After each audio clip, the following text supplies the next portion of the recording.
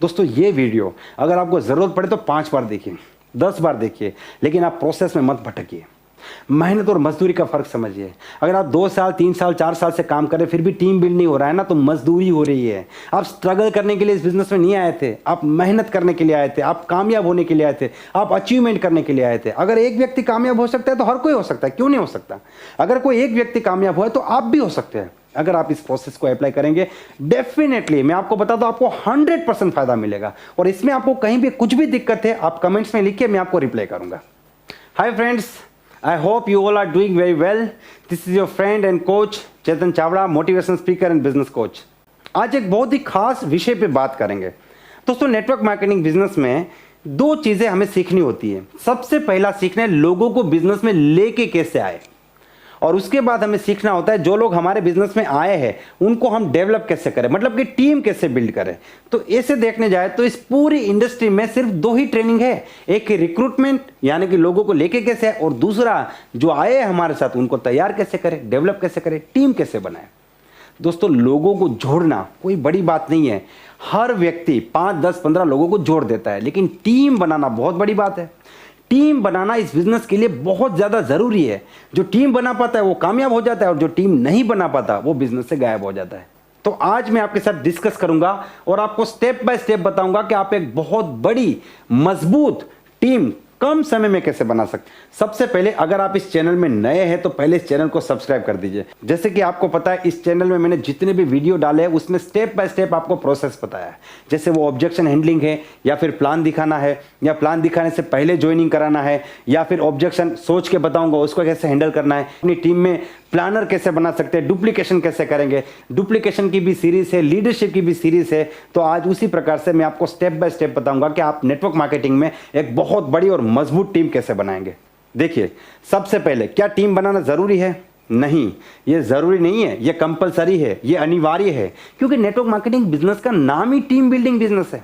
देखिए, आप किसी भी व्यक्ति को जानते हैं जिसने नेटवर्क मार्केटिंग बिजनेस एक बहुत बड़ी सक्सेस हासिल की है, उस व्यक्ति ने एक बहुत बड़ी टीम बिल्ड की होगी, उसने एक बहुत बड़ा नेटवर्क बनाया होगा। तो बहुत बड़ा नेटवर्क बनाकर ही, टीम बनाकर ही आप इस बिजनेस में कामयाब हो सकते हैं। दुनिया में जितने भी लोग कामयाब होते हैं वो टीम बनाते हैं, और वो लोग जो टीम बनाते हैं, ट्रेडिशनल बिजनेस में जो टीम बनाते हैं, वो लोग पैसा लगा के टीम बनाते हैं। मान लीजिए कि आपने एक कंपनी खोल दिया, एक फैक्ट्री खोल दिया, जहां पे 200-500 लोगों को काम पे रख दिया, आप मालिक बन गए, तो वहां पे भी एक नेटवर्क बनता है, वहां पे भी एक टीम बनती है, लेकिन वो टीम पैसा लगा के बनती है। और नेटवर्क मार्केटिंग बिजनेस में हम लोग प्रोडक्ट को प्रमोट करके यूजर की टीम क्रिएट करते हैं और यहाँ पे बिजनेस में आगे बढ़ते हैं। तो जिसकी जितनी बड़ी टीम है, जितने ज्यादा यूजर है, जितने ज्यादा लोग उसकी टीम में, उतना बड़ा उसका बिजनेस है, और जितना बड़ा बिजनेस है उतनी बड़ी कामयाबी है। तो ये कंपलसरी है। तो team building is compulsory, team बनानी ही पड़ेगी। जो लोग नेटवर्क मार्केटिंग में फेल होते हैं वो टीम बनाने में फेल होते हैं, लोगों को जोड़ने में फेल नहीं होते। लोगों को जोड़ा जा सकता है। कई बार लोग पहचान से जुड़ जाते हैं, कई बार क्रेडिबिलिटी से जुड़ जाते हैं, कई बार प्रोडक्ट अच्छा लग गया इसीलिए जुड़ जाते हैं, लेकिन जुड़ने के बाद क्या टीम बना पाते हैं कि नहीं? तो आज हम पॉइंट टू पॉइंट बात करेंगे, और आज जो मैं स्टेप्स आपको बताने वाला हूं उससे आपको फायदा होगा कि आपको एग्जैक्टली पता चलेगा कि आप गलती क्या करते हैं। दूसरा, आपको यह पता चलेगा कि आप कौन से स्टेप पे अटके हुए, कहां से आप आगे नहीं बढ़ रहे। वो गियर चेंज करने वाली बात है ना, मैं अपनी ट्रेनिंग में कई बार सिखाता हूं कि गियर चेंज कीजिए। मान लीजिए आप बहुत अच्छे प्लानर हैं, आप बहुत अच्छा प्लान दिखाते हैं, आपका एक अच्छा इनकम भी आ रहा है, लेकिन जब आपकी टीम में 4 प्लानर दूसरे बन जाते हैं ना, तो आपका गाड़ी दूसरे गियर में चला जाता है। जब पहले गियर में गाड़ी होती है ना, तो आवाज बहुत करती है, और ईंधन भी सबसे ज्यादा खाती है, और डिस्टेंस बहुत कम काटती है, क्योंकि स्पीड ज्यादा नहीं हो सकती। जैसे गियर चेंज होता है ना, आवाज चेंज हो जाती है। आपको पता है, आप स्कूटर चलाते हैं, बाइक चलाते हैं, चाहे 4 व्हील चलाते हैं, जैसे पहले गियर में गाड़ी आवाज करती है, जैसे दूसरे गियर में डालती है आवाज कम करती है, स्पीड बढ़ जाती है, माइलेज बढ़ जाती है। तो आपको पता चलेगा कि आपका गियर कहां से चेंज होगा, आप कौन से लेवल पे और कौन से लेवल पे पहुंचेंगे। अब एक मजबूत टीम बनाने की सबसे पहली रिक्वायरमेंट क्या है? सबसे पहली रिक्वायरमेंट है कि आप एक बहुत अच्छे प्लानर होने चाहिए।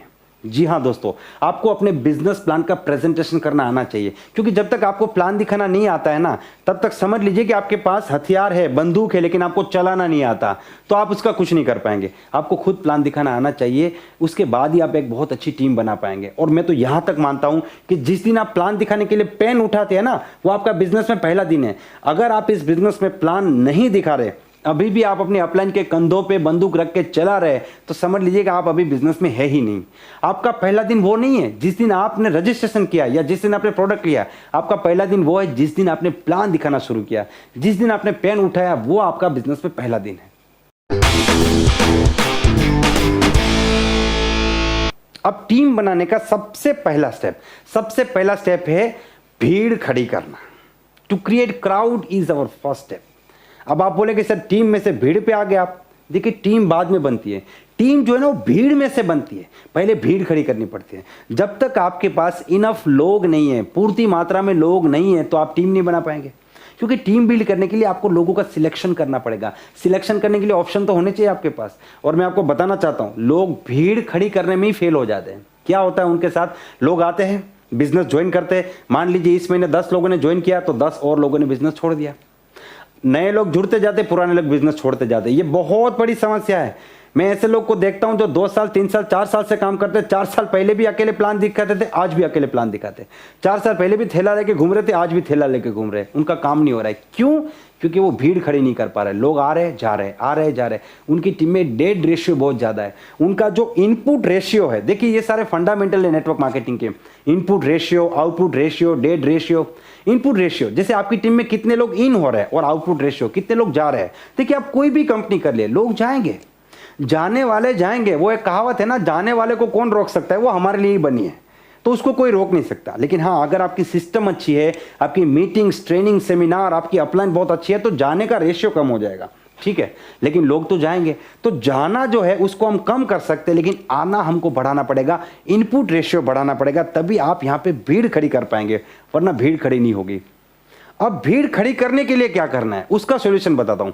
भीड़ खड़ी करने के लिए आपको खुद को बिजी करना है। और यहां पे मैं आपको एक सवाल पूछना चाहता हूं, क्या आप बिजी है? Are you busy with network marketing business? अगर ये सवाल 100 लोगों को पूछा जाएगा ना, 95 लोग क्या बोलेंगे? Yes sir, I am very very busy, I don't have time. मेरे पास तो टाइम ही नहीं है, मैं बहुत बिजी हूं। आप कहां पे बिजी है? आप कौन सा काम करने में बिजी है? यहां पे एक फंडामेंटल समझने की जरूरत है। देखिए 3 प्रकार के काम होते हैं, या फिर 3 प्रकार के टाइम होते हैं। सबसे पहला टाइम है productive time. Now what is productive time? देखिए प्रोडक्टिव टाइम का मतलब होता है वो काम जिस काम से प्रोडक्शन होता है, जिस काम से बेनिफिट होता है, जिस काम से हमारी इनकम जनरेट होती है। Network marketing business result oriented business है।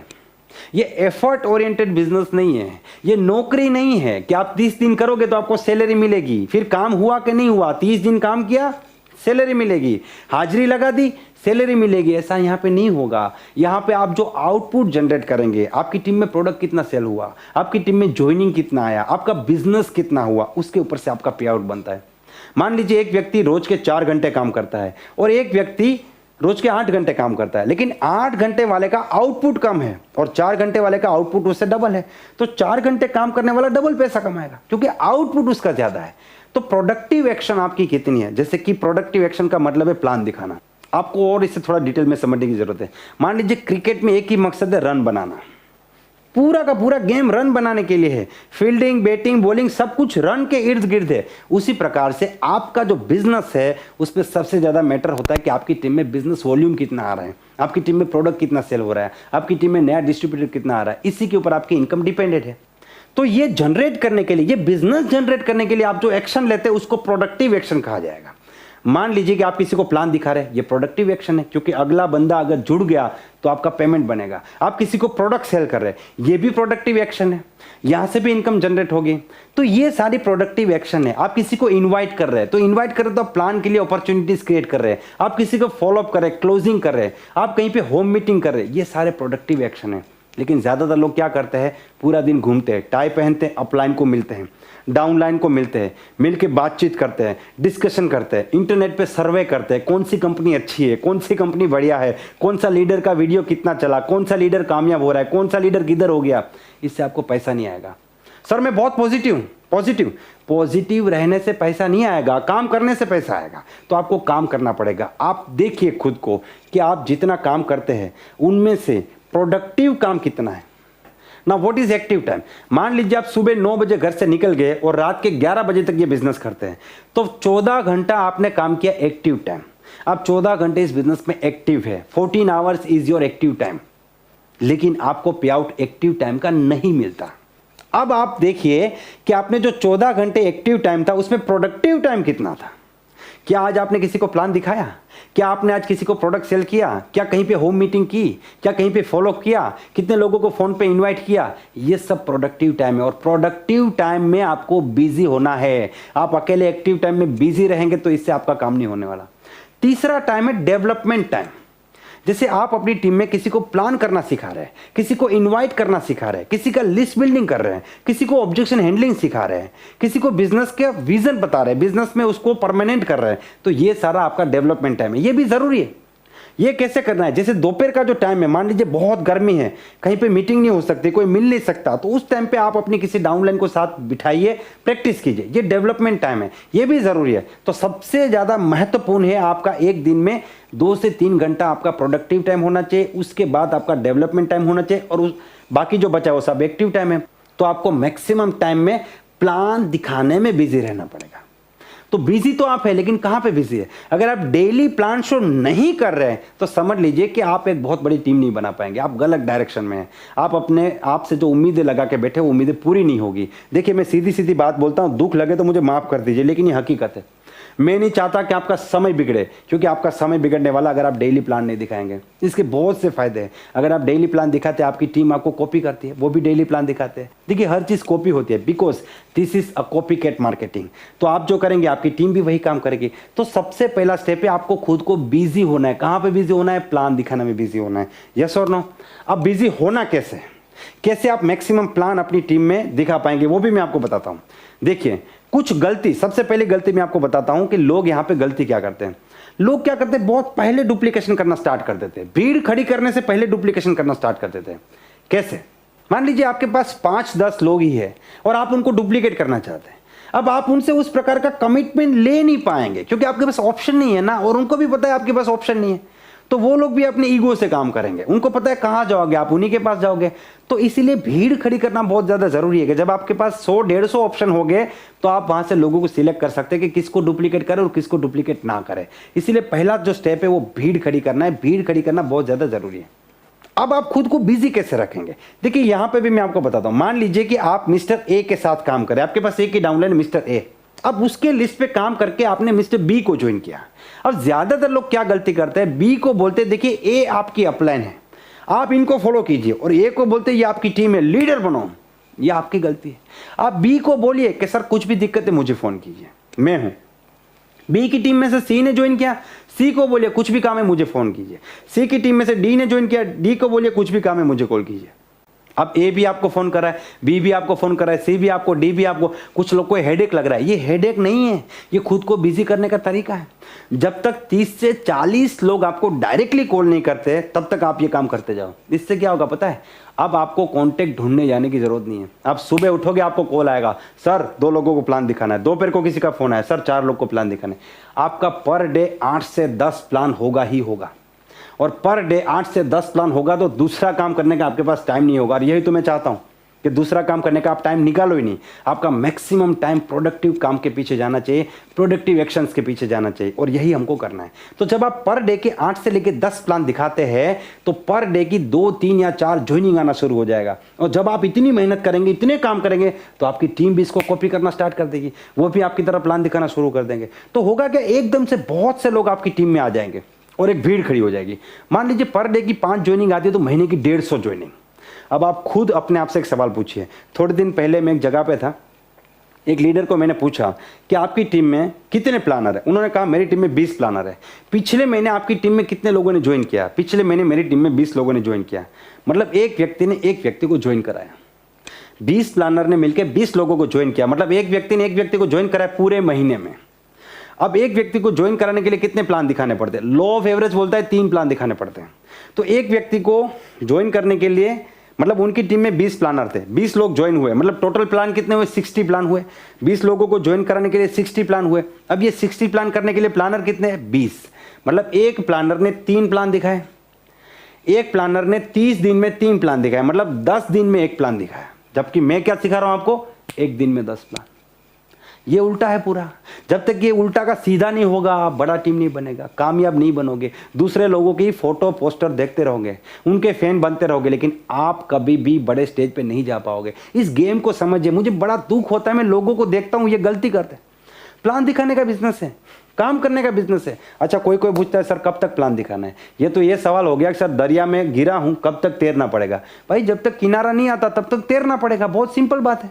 तो इस प्रकार से अगर आप खुद को बिजी कर देंगे प्लान दिखाने में, देखिए मेरा फर्स्ट स्टेप क्या मैंने आपको बताया था, भीड़ खड़ी करना। भीड़ कैसे खड़ी होगी? बिजी होने में। कहां बिजी होना है? प्लान दिखाने में बिजी होना है, प्रोडक्टिव काम में बिजी होना है। प्रोडक्टिव काम में बिजी हो जाओ, भीड़ खड़ी होगी, लोग जुड़ेंगे और जबरदस्त हमारा क्राउड क्रिएट हो जाएगा, मतलब हमारा टारगेट कंप्लीट हो जाएगा। भीड़ खड़ी करना हमारा सबसे पहला स्टेप है। अगर आपने भीड़ खड़ी कर दी, आपने ऐसी भीड़ खड़ी कर दी कि आपके पास टाइम ही नहीं है, खाने का भी टाइम नहीं, इतने प्लान हो रहे हैं, तो दूसरा स्टेप है इस भीड़ में से लोगों को सिलेक्ट करना। अब आप एक चीज समझ लीजिए कि आपको कामयाब होने के लिए, बहुत बड़ी टीम बनाने के लिए मात्र 10 लोगों की जरूरत है। आपको हजारों लोगों के साथ काम करने की जरूरत नहीं है। आप सपोर्ट सबको कीजिए, मना मत कीजिए किसी को, लेकिन स्पेशल प्लानिंग 10 लोगों के साथ कीजिए। अब ये 10 लोग का चुनाव कैसे करें, किसको चुने और किसको ना चुने, तो यहाँ पे कुछ नियम मैं आपको बता देता हूँ। वैसे ये डुप्लीकेशन सीरीज के ऊपर ऑलरेडी मैं 2 वीडियो दे चुका हूँ, जिसमें दोनों ही चीजें जो मैं अभी आपको बताने वाला हूँ ऑलरेडी वहां पे वीडियो में दी गई है कि कैसे लोगों को सिलेक्ट करें, पहले पार्ट में है, और दूसरे पार्ट में है कि जो लोग सिलेक्ट किए उनके साथ काम कैसे करें। फिर भी मैं आपको यहाँ पे बता रहा हूँ कि आगे क्या करना है। अब डुप्लीकेशन के लिए, सिलेक्ट करने के लिए सबसे पहला क्राइटेरिया क्या है, रूल नंबर 1 क्या है? रूल नंबर 1 है उस व्यक्ति को सिलेक्ट कीजिए जिस व्यक्ति के सपने आपसे भी बड़े हो। जी हाँ दोस्तों, अगर आपके पास होंडा सिटी है तो मर्सिडीज की बात कौन कर रहा है? अगर आप 2 लाख महीने कमाने के बारे में सोच रहे हैं तो 5 लाख की बात कौन कर रहा है? किसके सपने आपसे भी बड़े हैं? कौन बड़ी बात करता है, कौन बड़े सपने देखता है, कौन बड़े बड़े सपनों के बारे में हमेशा बात करता है? उस व्यक्ति को सिलेक्ट कीजिए जिसके सपने आपसे भी बड़े हैं। ये पहला क्वालिटी। दूसरा क्वालिटी, जो आपकी बात मानता है। जो व्यक्ति आपकी बात नहीं मानता वो आपके किसी काम का नहीं है, चाहे वो कितना भी टैलेंटेड है, चाहे उसके अंदर कितना भी पोटेंशियल, लेकिन आपकी बात नहीं मानता तो आप उसे कुछ नहीं सिखा पाओगे। इसलिए दूसरा क्वालिटी है रूल नंबर 2, जो आपकी बात मानता है उस व्यक्ति को आप सिलेक्ट कीजिए। Now what is rule number 3? Rule number 3, जो व्यक्ति खुद पे खर्चा करने को तैयार है।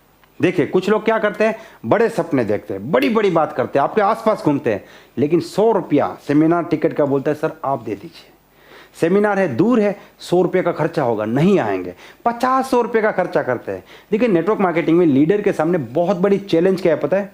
लोगों की सोच को बड़ी करना, लोगों की सोच को बड़ी करना। अब आपके पास 2 ऑप्शन है, एक व्यक्ति की सोच को बड़ी करो, और दूसरा बड़ी सोच वाला व्यक्ति ऑलरेडी आपके पास है, आप किसको सिलेक्ट करेंगे? जो ऑलरेडी बड़ी सोच वाला है। तो उस व्यक्ति को सिलेक्ट कीजिए जो खुद पे खर्चा करने को तैयार है। जो व्यक्ति खुद पे 100 रुपये का खर्चा नहीं करता है ना, उसकी सोच बड़ी करते करते आपकी छोटी हो जाएगी। इसीलिए बोल रहा हूं भीड़ खड़ी कीजिए, ऑप्शन है आपके पास, आपको इस प्रकार के लोग मिलेंगे जिनकी सोच बड़ी है। तो ये तीसरा क्वालिटी उसके अंदर होना चाहिए। चौथा रूल क्या है? 4th रूल, ध्यान से समझिए। उस व्यक्ति को सिलेक्ट कीजिए जो आपको मोटिवेट करता है। अब आप बोलेंगे सर ये तो उल्टा हो गया, मेरा काम है डाउनलाइन को मोटिवेट करना, डाउनलाइन मुझे मोटिवेट कैसे करेगा? नहीं, ऐसा भी होता है। जैसे मान लीजिए आपने एक डाउनलाइन को फ़ोन किया, तो उसने फ़ोन ऐसे उठाया, हाँ सर, हाँ कुछ नहीं हो रहा है, ठीक है सर देखते हैं, तो आप डीमोटिवेट हो गए। आपको लगा यार मेरी टीम में तो कोई जोश ही नहीं है। उसको जब भी बात करते हैं वो डीमोटिवेट कर देता है, उसको जब भी फ़ोन करे कभी उठाएगा कभी नहीं उठाएगा, कभी ढीली ढीली बात करता है, तो आपको मज़ा नहीं हो रहा है। लेकिन कोई डाउनलाइन ऐसा होता है, yes sir good morning sir, अरे सर मज़ा आ जाएगा, तूफान खड़ा कर देंगे, आपकी टीम का पहला डायमंड मैं बनूंगा, मज़ा आएगा सर, सेमिनार कब है, मैं आऊँगा। आपको लगता है अरे वाह मेरी टीम में ऐसे भी लोग, आप मोटिवेटेड हो गए। तो ऐसे लोगों को डुप्लीकेट कीजिए, ऐसे लोगों को सिलेक्ट कीजिए जो आपको मोटिवेट करते हैं। ये बहुत ज़्यादा ज़रूरी है। ये पॉइंट नंबर 4 है। उसके बाद है रूल नंबर 5, उस व्यक्ति को सिलेक्ट कीजिए जो आपकी कंपनी के प्रोडक्ट यूज़ करता है। क्योंकि जो व्यक्ति आपकी कंपनी के प्रोडक्ट यूज़ नहीं करता ना, वो व्यक्ति को अभी भी प्रोडक्ट के ऊपर बिलीफ नहीं है। जिसको खुद प्रोडक्ट के ऊपर बिलीफ नहीं, वो लोगों को प्रोडक्ट सेल करने में आगे नहीं बढ़ेगा। इसलिए उसको सिलेक्ट कीजिए जो कंपनी के सारे प्रोडक्ट खुद इस्तेमाल करता है। रूल नंबर 6, उस व्यक्ति को सिलेक्ट कीजिए जो व्यक्ति हमेशा इस कंपनी के मीटिंग सेमिनार को पहली प्रायोरिटी देता है। क्योंकि जो पहली प्रायोरिटी देता है ना, वो पूरी तरीके से दर्शाता है कि मुझे इसमें बहुत इंटरेस्ट है, मुझे यहाँ अपना भविष्य दिख रहा है, इसलिए मैं पहली प्रायोरिटी देता हूँ। जो लोग बहाने निकालते हैं ना, सर आज मैं थोड़ा बिजी था, कल मैं थोड़ा बिजी था, अभी आऊँगा, अगली मीटिंग में आऊँगा, काम है, ये आ गया, मेहमान आ गया, वो लोग बहाने निकालने वाले तभी कुछ कर पाएंगे जब वो बहाने निकालने बंद कर देंगे। तो ये 6 क्वालिटी को ध्यान में रख के आप अपनी टीम में से 10 लोग को सिलेक्ट कीजिए। ये हमारा टीम बनाने की प्रोसेस का दूसरा स्टेप है।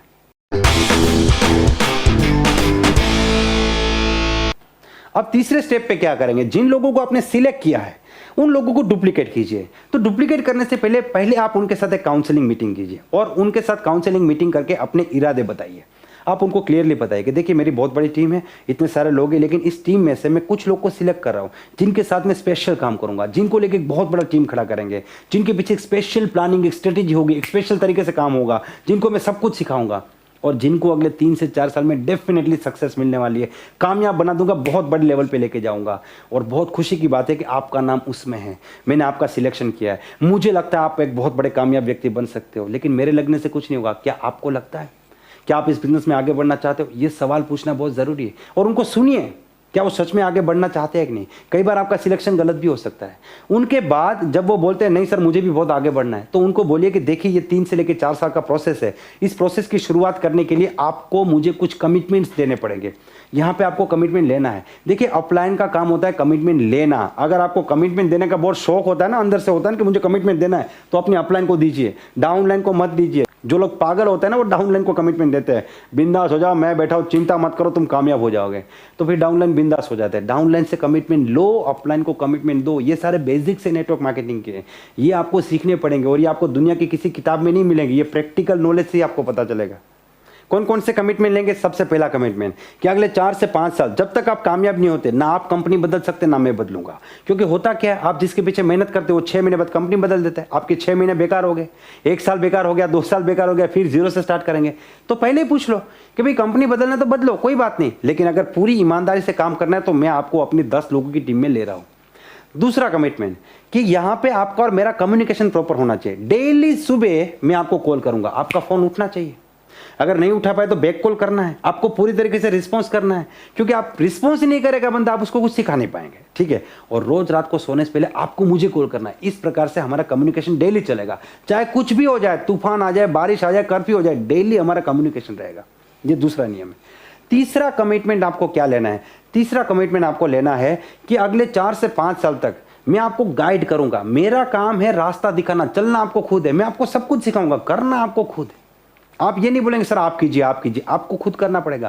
क्योंकि ज्यादातर डाउनलाइन क्या करते हैं, अपलाइन के आंचल में बैठ जाते हैं, कुछ नहीं करते, अपलाइन के भरोसे बैठते हैं, आंख बंद करके अंतर ध्यान हो जाते हैं, मेरा अपलाइन है सब कुछ करेगा। और ऐसा अपलाइन ऐसा 10 लोगों को लेके भी घूमता है। फिर वो बोलता है सर मेरा बिजनेस क्यों नहीं बढ़ रहा है? क्योंकि आपने ऐसे लोगों को बिठाया जो कुछ करना नहीं चाहते, बस आपके भरोसे बैठे। आपको ऐसे लोगों को लाना पड़ेगा जो आपके साथ मिलकर आगे बढ़े और आपसे भी बड़ा बिजनेस करना चाहते हैं। तो ये तीसरा पॉइंट है। फोर्थ पॉइंट बड़ा खास है, आपको उनको बोलना है देखिए आज के बाद मैं आपको कभी पॉजिटिव नहीं करूंगा, आपको खुद पॉजिटिव रहना है। क्योंकि होता क्या है पता है, आपका मैक्सिमम टाइम अपनी डाउनलाइन को पॉजिटिव करने में चला जाता है।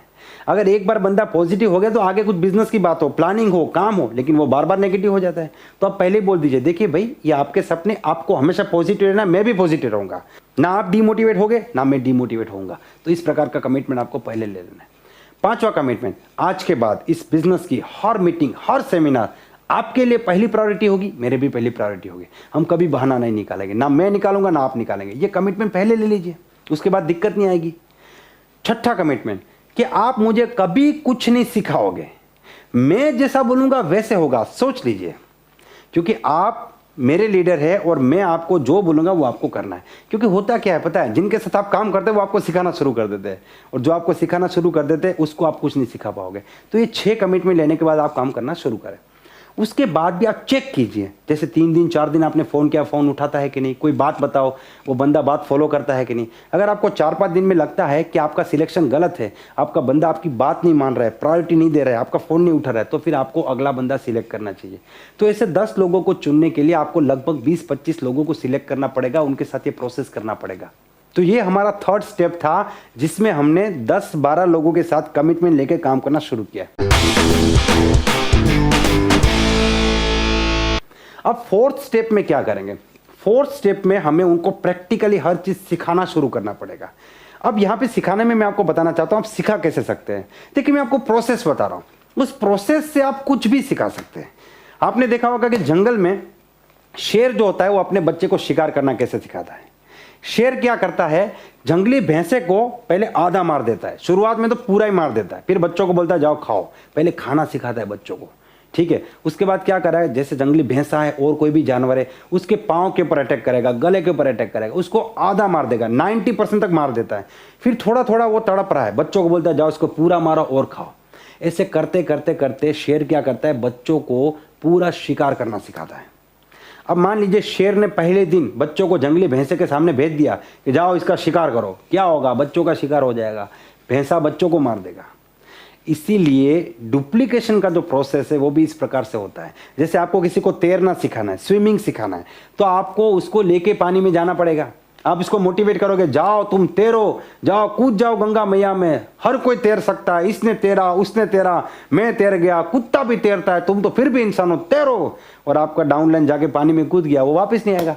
फिर आप बोलते हैं सर हमारा डाउनलाइन डेड क्यों हो जाता है, वो तैरता क्यों नहीं है? भाई साथ में जाना पड़ता है, उसको सिखाना पड़ता है, वो थोड़ा पानी पी जाएगा लेकिन आपको तो तैरना आता है ना, आप उसको निकालोगे। तो उसी प्रकार से प्रैक्टिकल तरीके से आप उसको प्लानर बना सकते हैं, लीडर बना सकते हैं, सब कुछ सिखा सकते हैं।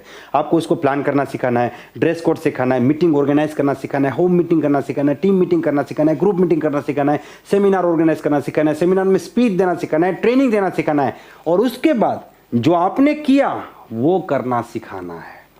जो आपने किया, भीड़ खड़ी की, 10 लोग सिलेक्ट किया, कमिटमेंट लिया, डुप्लीकेट किया, अगर ये सिखा दिया तो 10 लोग अपनी टीम में 10-10 लोग डुप्लीकेट करेंगे, 100 लोग डुप्लीकेट हो जाएंगे, वो 100 लोग 10 लोग डुप्लीकेट करेंगे, 1000 लोग डुप्लीकेट हो जाएंगे। और मैं आपको बताना चाहूँगा, आप जिस भी कंपनी में, उस कंपनी में जो भी टॉप पे है उसने यही किया है, और ये बहुत बड़ा सीक्रेट है।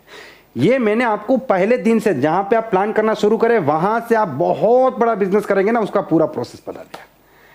इस प्रोसेस में आप देख लीजिए आप कहाँ पे अटके हैं, आप प्लानर है कि नहीं। अगर प्लानर है तो आप शुरू कर सकते हैं, नहीं है तो प्लान दिखाना शुरू कीजिए, सीखना शुरू कीजिए। अगर आप प्लानर है तो अगला स्टेप आपके लिए भीड़ खड़ी करना है।